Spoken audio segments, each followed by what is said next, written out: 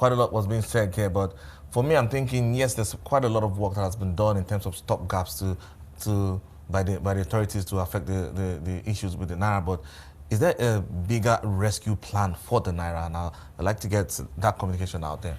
Okay, so for me, I would look at it from this perspective. Even in normal business, you have short-term way to actually attend to them. You have the long-term way. And I think just like what you said, these stopgaps, they are short-term way to actually find a way to actually create respite for Naira. But I think the long-term remains oil for now.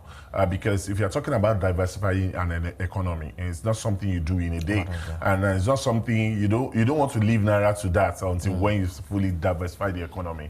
And that's why when reports coming from Niger Delta is saying, oh, production has gotten to as high as 1.5 million barrel per day, it makes a good sense, because if you look at where we're coming from, for maybe last year we're doing average of let's say 1.25 million barrel per day. It simply means that, and as at that particular point, we have allocations of 1.8 million.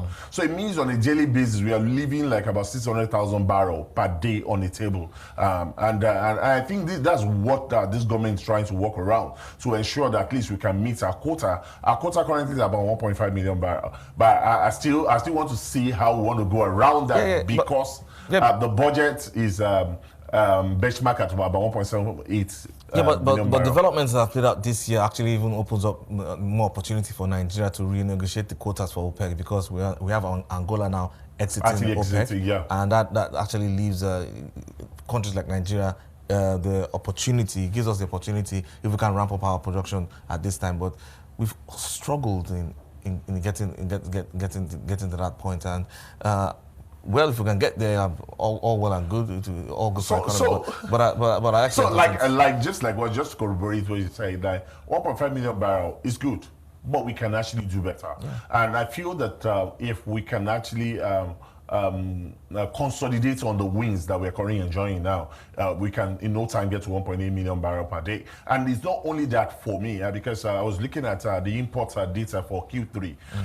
When you have like 70% of the import data showing jet aviation fuel, showing diesel, showing PMS, it simply means that each percentage of the exports is basically, of the imports bill is basically for these for the oil and gas products. And when you now have companies like Dangote currently, which we expect to start anytime from now, and also we are still expecting something good to happen from Port Harcourt refinery.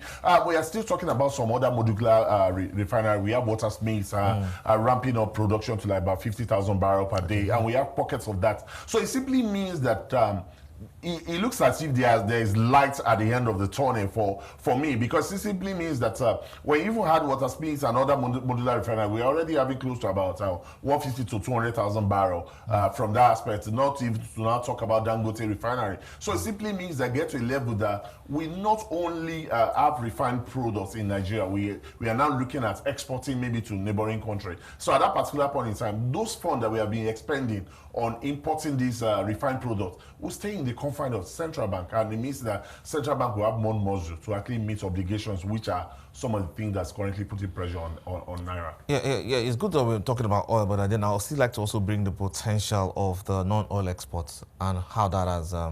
In fact, I have two head questions here. We need our non-oil exports as well to improve our dollar earnings as well.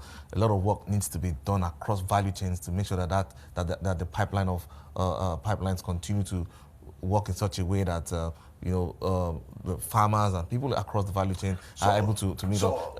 That's one part of the question. But then the other end of that question is the central bank is embracing orthodoxy, meaning that they are not going to be intervening much in these areas like they said from our central bank. And then how does that work? So I think that the current central bank governor said that their policy is going to be evidence-based. So it simply means that they are not going to intervene in what is not within their own portfolio, and which sounds good for me. And so when you look at the terms of actually diversifying the economy, we all know that if you're diversifying from oil, the key sector that Nigeria can take advantage of is the agricultural sector. Yeah.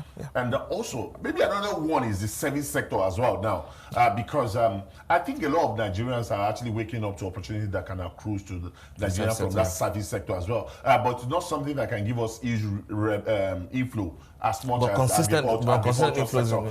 So I think for the agricultural sector, the first key thing is that the government needs to look at the seedling issue.